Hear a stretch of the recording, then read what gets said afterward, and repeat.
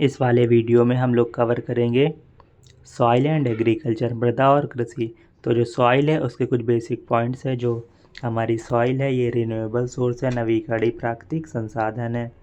दूसरा पॉइंट है राहत मूल चट्टान या तल चट्टान, जलवायु, वनस्पति और अन्य फैक्टर है जो मिट्टी के निर्माण में महत्वपूर्ण कारक हैं। मिट्टी में कार्बनिक और अकार्बनिक पदार्थ होते हैं। कार्बनिक पदार्थ क्या है? ह्यूमस। और भी अकार्बनिक पदार्थ भी होते हैं। मृदा के निर्माण के लिए जिम्मेदार कारकों में रंग, मोटाई, बनावट, आयु, रासायनिक और भौतिक गुणों के आधार पर मिट्टी को कुछ प्रकारों में विभाजित किया जा सकता है। मृदा निर्माण को प्रभावित करने वाले कारक हैं मूल सामग्री, जलवायु, समय, राहत।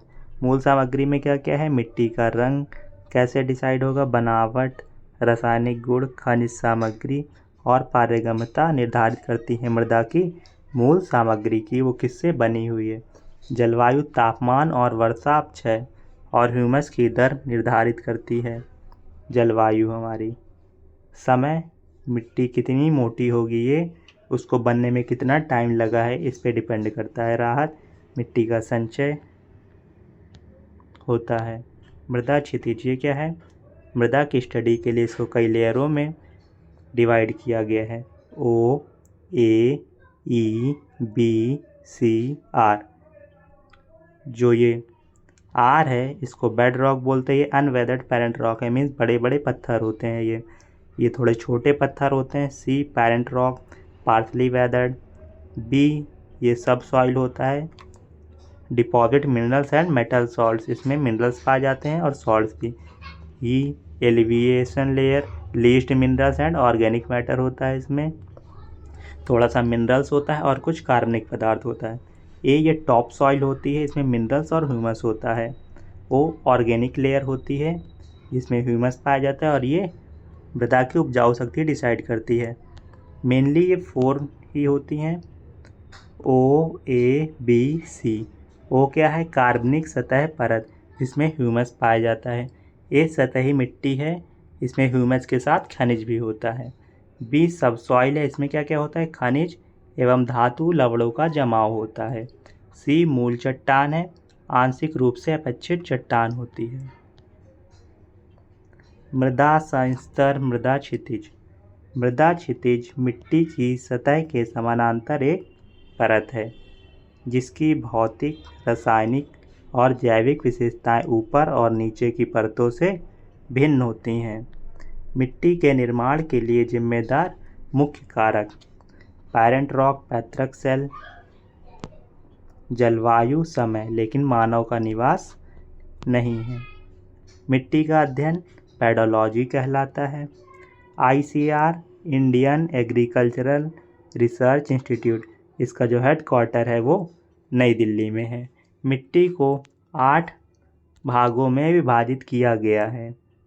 जो भारत में मिट्टियाँ पाई जाती हैं इनमें मुख्यतः नाइट्रोजन, फास्फोरस, ह्यूमस की कमी पाई जाती है। ह्यूमस क्या है? एक ऑर्गेनिक मैटर है, कार्बनिक पदार्थ है। मिट्टी के 8 पार्ट होते हैं। कौन कौन से हैं टाइप मिट्टी के? एक है एलुवियल जलोढ़ मृदा, लाल मिट्टी, काली मिट्टी, लैटराइटी मिट्टी, मरुस्थलीय मृदा, पर्वतीय मृदा, दलदली या पीठ मृदा, क्षारीय मृदा। और जलोढ़ मिट्टी है सबसे ज़्यादा पाई जाती है 40%, फिर लाल मिट्टी 18%, काली मिट्टी 15%, लैटराइटी मिट्टी 4.3%। मेनली यही पढ़नी है हमें।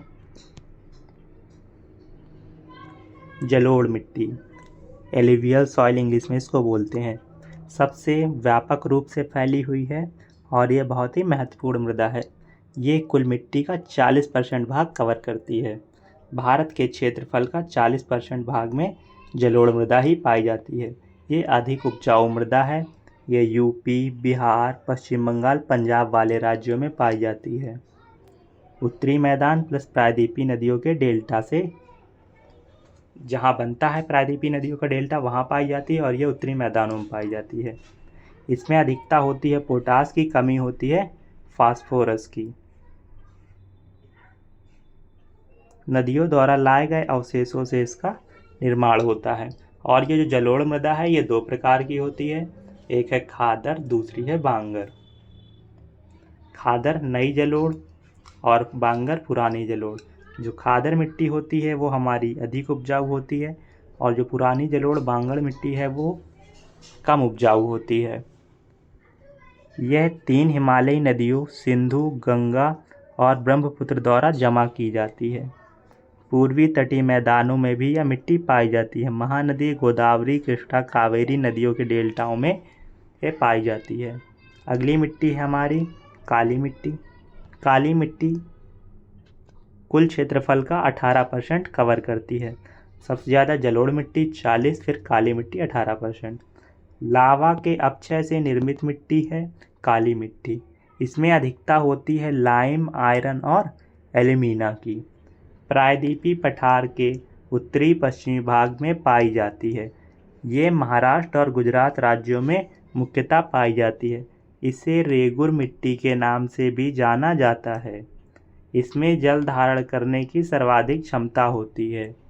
अत्यंत महीन यानी चिकनी सामग्री से बनी होती है। ये बहुत जल्दी चिपचिपी हो जाती है और सूखने पर दरारें पड़ जाती हैं। इसी गुण के कारण काली मिट्टी को स्वतः जुताई वाली मिट्टी कहा जाता है। इसे काली कपासी मिट्टी भी कहते हैं क्योंकि ये कपास की खेती के लिए अधिक उपयोगी है। कपास की खेती के लिए 210 पाला रहित दिन की आवश्यकता होती है। इसमें कमी होती है ह्यूमस, नाइट्रोजन और फास्फोरस की।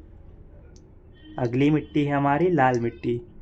ये 15% एरिया को कवर करती है। जलोढ़ मिट्टी 40%, काली 18, लाल 15। इसको पीली मिट्टी के नाम से भी जानते हैं क्योंकि जब लाल मिट्टी में पानी मिला देते तो पीली हो जाती है। शुष्क और तर जलवायु में प्राचीन, रबेदार और परिवर्तित चट्टानों के टूटने फूटने से बनती है। ये कम वर्षा वाले क्षेत्रों में पाई जाती है।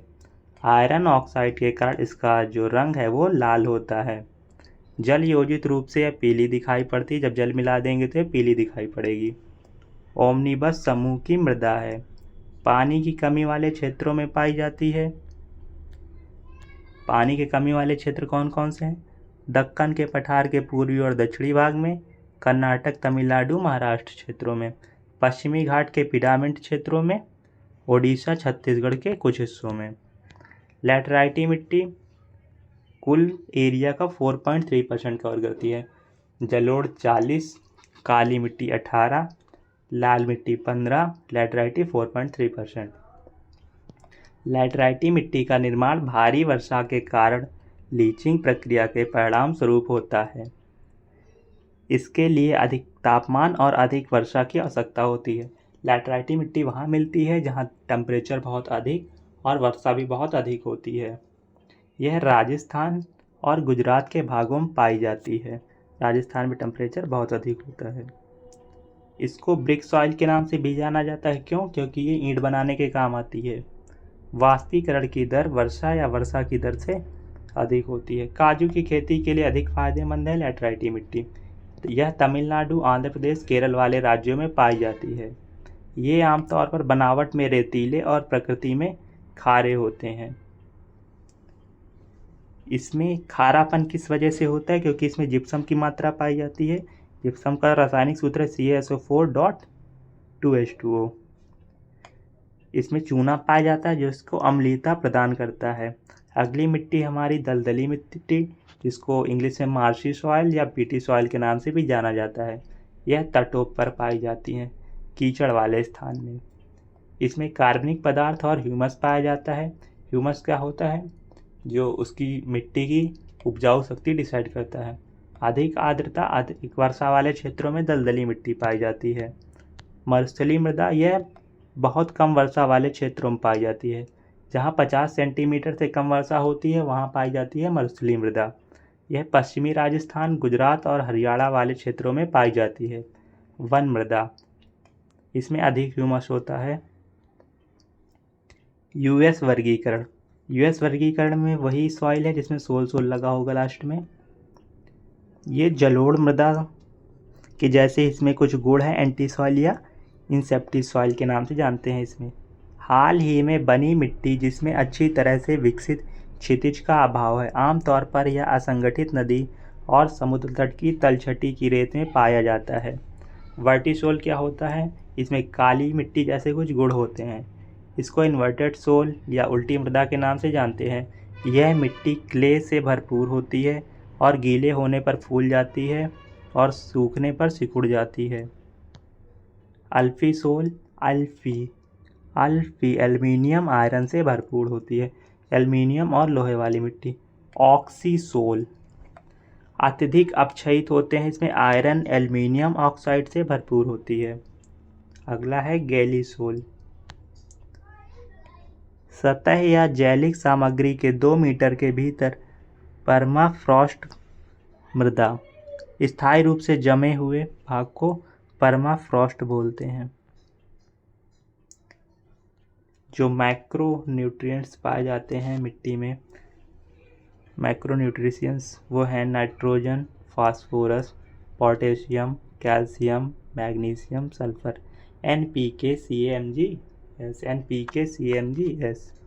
और बाकी जो बचे वो सब माइक्रो होंगे, सूक्ष्म पोषक तत्व होंगे। मृदा अपर्दन एवं संक्षरण, ये क्या होता है? मृदा आवरण का क्षरण तथा उसके बाद उसका बह जाना मृदा अपर्दन कहलाता है। मृदा की उपजाऊ परत का बह जाना या उड़ जाना मृदा अपर्दन कहलाता है। मल्चिंग क्या होता है? मल्च एक ऐसी प्रक्रिया है जिसका उपयोग मृदा में नमी बनाए रखने, खरपतवारों को दबाने, मिट्टी को ठंडा रखने और सर्दियों में पाले की समस्या से पौधों को सुरक्षित रखने के लिए मल्चिंग की प्रक्रिया अपनाई जाती है। मल्चिंग एक ऐसी प्रक्रिया है जिसका उपयोग मृदा में नमी बनाए रखने के लिए, खरपतवारों को हटाने के लिए, मिट्टी को ठंडा बनाए रखने और सर्दियों में पाले की समस्या से पौधों को सुरक्षित रखने के लिए अपनाई जाती है। इसके लिए हम खेती करते हैं अलग अलग प्रकार से। टेरेस्ड फार्मिंग, इसमें क्या होता है? सीढ़ीदार ऐसे बना दिया जाता है जिससे मृदा का अपर्दन कम होता है। और ये है स्ट्रिप फार्मिंग। इसमें क्या होता है? ऐसे गोल गोल बना दिया जाता है जिससे कि जो मृदा है वो वहीं पर रहे, उड़ के कहीं जाए नहीं। जो हवा के बहाव है उसको धीमा भी कर देती हैं ये। शेल्टर बेल्ट में भी ये जो है बड़ी बड़ी घास टाइप के पेड़ लगा दिए जाते हैं जिससे ये मिट्टी, जो हवा चलती है उसको धीमा कर देते हैं और जो मिट्टी है वो उड़ नहीं पाती है। ये कैंटर प्लॉफिंग क्या है? इसमें बना दिए जाते हैं ऐसे, ये ऊपर नीचे मिट्टी के ढेर बना दिए जाते हैं जिससे कि मिट्टी उड़ती नहीं है, एक ही जगह रहती है। अब जल से किस प्रकार से मिट्टी का अपर्दन या क्षरण होता है? तो 2 प्रकार से होता है। एक को सीट या चादर अपर्दन, दूसरे को गली कटाव या बड़ी नालिका अपर्दन कहते हैं। जब किसी बड़े क्षेत्र की ऊपरी मृदा घुलकर पानी के साथ बह जाती है तो इसे चादर अपर्दन कहते हैं। गली कटाव क्या होता है? ज़्यादा सतही जल प्रवाह की वजह से गहरी नालियों के बनने को गली कटाव कहते हैं। चंबल नदी में रेवाइंस बन जाते हैं, बैडलैंड स्थलाकृति के नाम से इसको जानते हैं, खड्डा बोलते हैं हिंदी में। कृषि, जो कृषि है वो टोटल पॉपुलेशन के 2/3 लोग करते हैं। आदिम या निर्वाह कृषि, भूमि के छोटे छोटे टुकड़ों पर कुदाल और खुदाई करने वाली छड़ियों जैसे आदिम औजारों तथा परिवार समुदाय की श्रम की सहायता से की जाती है। आदिम या निर्वाह कृषि वो कृषि है जो अपना जीवन यापन करने के लिए पुराने परंपरागत तरीकों से की जाती है। इस प्रकार की खेती मानसून, मिट्टी की प्राकृतिक उर्वरता और उगाई जाने वाली फसलों के लिए पर्यावरणीय परिस्थितियों की उपयुक्तता पर निर्भर करती है। यह एक काटो और जलाओ वाली कृषि है। गहन निर्वाह कृषि, इस प्रकार की खेती भूमि पर उच्च जनसंख्या दबाव वाले क्षेत्रों में की जाती है।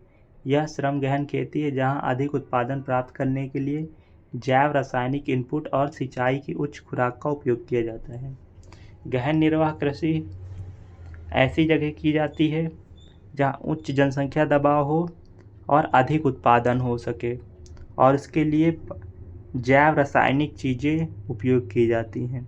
हालांकि विरासत के अधिकार के कारण भूमि का विभाजन लगातार पीढ़ियों के बीच होता है। इससे भूमि स्वामित्व का आकार अलाभकारी हो गया है।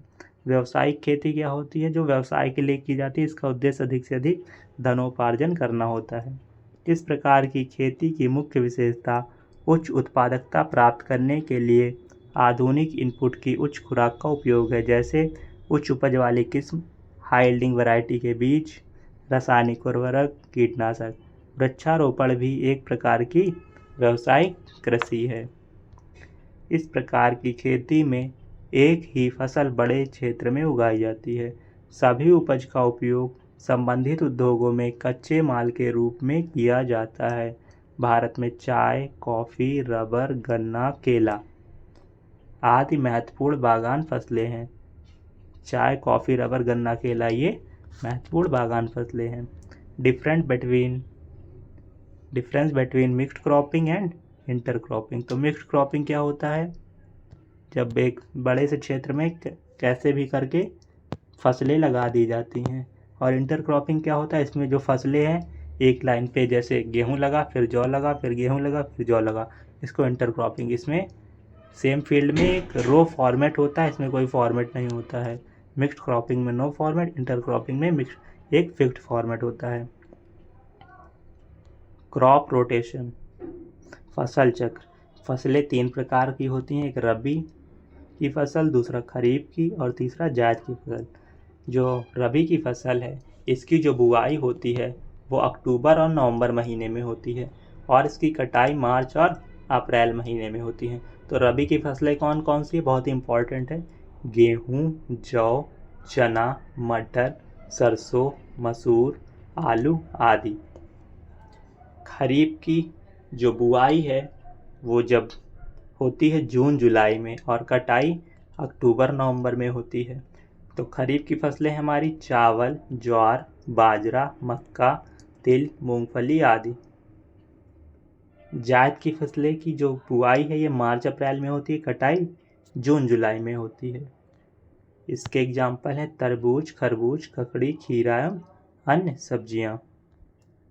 कृषि खेती के प्रकार 2 प्रकार की होती है, एक निर्वाह और एक वाणिज्यिक कृषि। निर्वाह में आते हैं आदिम निर्वाह और गहन कृषि। आदिम निर्वाह एक स्थानांतरित कृषि है जो खानाबदोश लोग, घुमंतू लोग अपनाते हैं। वाणिज्यिक कृषि एक मिश्रित खेती है और एक वृक्षारोपण कृषि है। मिश्रित खेती में क्या है? कृषि के साथ पशुपालन भी किया जाता है। वृक्षारोपण कृषि में क्या होता है? एकल फसल होती है, भूमि के बड़े भाग में की जाती है। इसके उदाहरण है कपास, जूट, गन्ना, रबड़, चाय, कॉफ़ी आदि। ये जो खेती है काटो या जलाओ कृषि, इसको हर एक जगह अलग अलग नाम से जाना जाता है। ये बहुत इम्पोर्टेंट है, पूछा जाता है। ब्राज़ील में इसको काटो या जलाओ कृषि, स्थानांतरित कृषि को रोका के नाम से, वियतनाम में रे के नाम से, इंडोनेशिया में लदांग के नाम से, श्रीलंका में चेना के नाम से, पश्चिमी घाट में कुमारी के नाम से, छत्तीसगढ़ में दीपा के नाम से, राजस्थान में बालतरे या वालरा के नाम से, झारखंड में कुरवा के नाम से जाना जाता है। तो याद करने के लिए समझ सकते हैं, श्रीलंका के लोग काले होते हैं, गोरा होने के लिए छेना काटते हैं, छेना खाते हैं। और इंडोनेशिया के जो लोग हैं वो बहुत ही लड़ाई करते हैं, लदांग टाइप के होते हैं। दीपा एक लड़की है जो छत्तीसगढ़ में रहती है। झारखंड के लोग रोते ही रहते हैं। राजस्थान के लोग बंटवारा में विश्वास रखते हैं। जैविक खेती, जैविक खेती में जो हम लोग फर्टिलाइज़र, रसायन का यूज करते हैं, केमिकल का इसमें बिल्कुल भी इस्तेमाल नहीं किया जाता है। शून्य रसायन। खाद फर्टिलाइज़र के लिए हम लोग किसी भी केमिकल का नहीं, जबकि इसकी जगह हम गोबर की खाद का इस्तेमाल करते हैं। कीटनाशक और यूरिया का इस्तेमाल जैविक खेती में नहीं किया जाता है। GBNF, zero budget natural farming, किसी भी प्रकार के खाद कीटनाशक का प्रयोग ना करना। Zero budget natural farming. फसल ऋतुएं अभी हमने देखा, इससे पहले देख चुके हैं। ये रबी की फसल अक्टूबर में होती है और जायद की फसल मई जून में इसकी बुआई होती है। खरीफ की फसल की बुआई जुलाई में होती है। कटाई खरीफ की कटाई सितंबर अक्टूबर में होती है। रबी की कटाई गर्मियों में अप्रैल में होती है और जायद की कटाई जुलाई में होती है। कपास, जो कपास है इसके लिए काली मिट्टी की आवश्यकता होती है और जो कपास है इसको सिल्वर फाइबर के नाम से जानते हैं। जूट है इसको गोल्डन फाइबर के नाम जानते हैं। कपास की खेती के लिए 210 पाला मुक्त दिन की आवश्यकता होती है। धान के बारे में देखेंगे। धान के लिए अधिक वर्षा और अधिक ताप की आवश्यकता होती है। धान की 3 फसलें हैं, औस, अमन, बोरो, और इसको स्टेपल क्रॉप के नाम से भी जाना जाता है। धान की खेती के लिए 25 डिग्री सेल्सियस से अधिक तापमान और 100 सेंटीमीटर से अधिक वर्षा की आवश्यकता होती है। औस, अमन, बोरो धान की 3 फसलों के टाइप हैं, 3 प्रकार हैं। तो जो औस है इसकी जो बुआई होती है जून में होती है और इसकी जो कटाई होगी वो अगस्त में होगी। और जो अमन है इसकी बुआई अगस्त में होगी और इसकी कटाई नवंबर दिसंबर में होगी। जो बोरो है इसकी बुआई दिसंबर जनवरी में होगी, इसकी कटाई अप्रैल में होगी।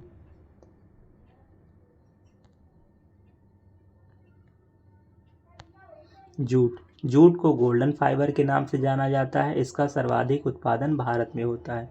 कॉफ़ी, कॉफ़ी का कटोरा हम ब्राज़ील को और कर्नाटक को बोलते हैं। विश्व में ब्राज़ील और भारत में कॉफ़ी का कटोरा कर्नाटक।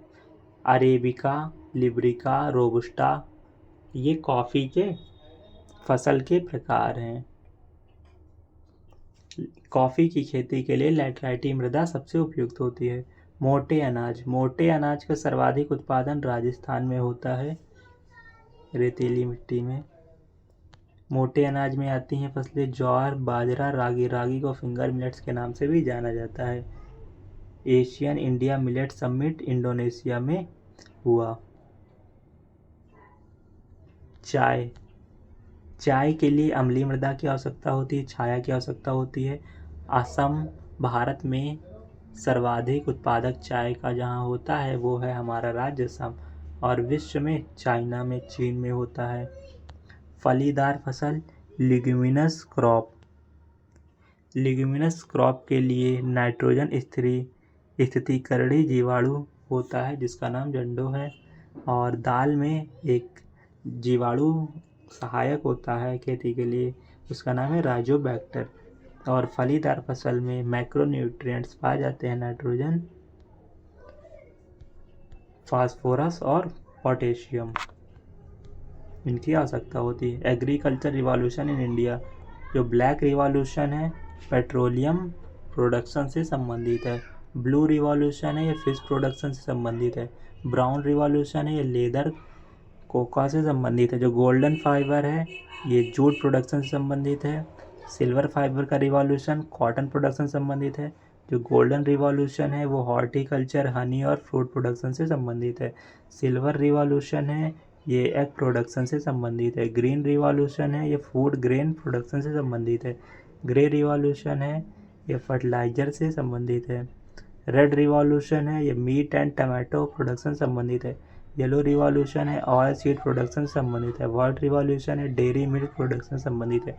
ये इंपॉर्टेंट, जो श्वेत क्रांति है वो दुग्ध उत्पादन से संबंधित है। राउंड रिवॉल्यूशन है ये गोल क्रांति पोटैटो प्रोडक्शन, आलू के उत्पादन से संबंधित है। हरित क्रांति की बात करेंगे।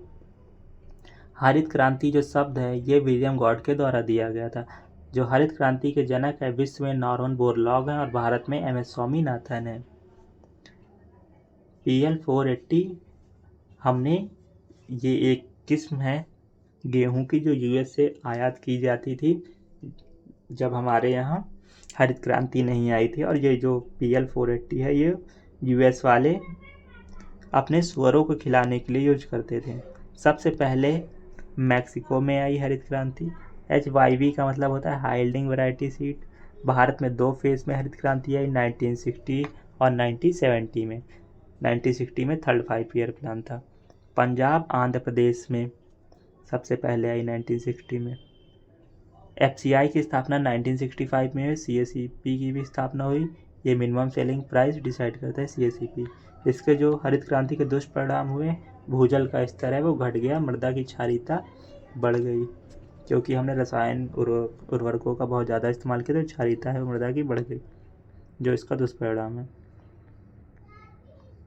हॉर्टिकल्चर, उद्यान फसल को हॉर्टिकल्चर बोलते हैं। अंगूर की कृषि को विटीकल्चर। एक्वाटिक, पौधे एंड जंतु, एक्वाकल्चर। मछली, पिसीकल्चर। Silk, sericulture. मधुमक्खी पालन को एपीकल्चर बोलते हैं। सिल्क के उत्पादन को सेरीकल्चर, मछली के उत्पादन को पिसीकल्चर, एक्वाटिक पौधे जंतु को एक्वाकल्चर, अंगूर की खेती को विटीकल्चर और उद्यान फसल उत्पादन हॉर्टिकल्चर कहलाता है। मृदा संरक्षण के तरीके। सीढ़ीदार खेती बनाना मृदा संरक्षण का तरीका है। समोच्ची रेखीय जुताई मृदा संरक्षण का तरीका है। जैविक खाद का इस्तेमाल करना, वन संरक्षण करना, वृक्षारोपण करना और बांध बनाना मृदा संरक्षण के तरीके हैं। भारत में जो कृषि जनगणना होती है वो 5 साल के अंतराल में होती है। वैसे हमारे जो सेंसस है वो 10 साल में होता है। पहले 2011 में हुआ था, अब 21 में होना था, बट कोविड की वजह से नहीं हुआ। रेशे वाली फसल हेम्प या भांग है। राष्ट्रीय जल विज्ञान संस्थान के 2009 के आंकड़ों के अनुसार भारत में कृषि के लिए उपयोग की जाने वाली जो भूमि है वो 51.09% है। विभाजन के दौरान भारत ने कपास के बढ़ते क्षेत्र का एक बड़ा हिस्सा पाकिस्तान के हाथों खो दिया। जो कपास की खेती के लिए बहुत उपयोगी था वो पाकिस्तान के हाथों चला गया।